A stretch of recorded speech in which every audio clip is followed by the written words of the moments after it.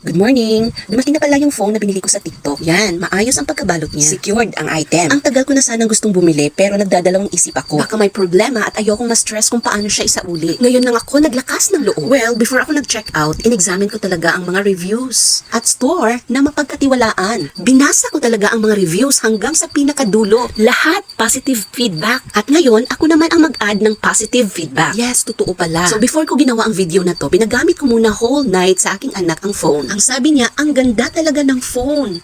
As in, sobrang happy naming dalawa. Dahil ang kaba, napalitan talaga ng kasiyahan. Ayan na, nag-open na. Ito yung pagdating talaga ng item. In-open ko at sinet up. See, ang kintad ng phone?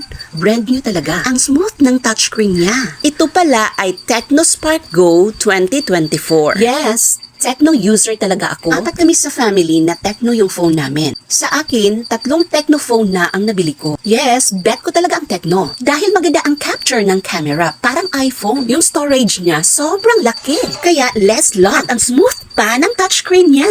Ang lakas pa ng sound. Uy, from experience talaga itong sinasabi ko ha. Walang eme. Ang clear no?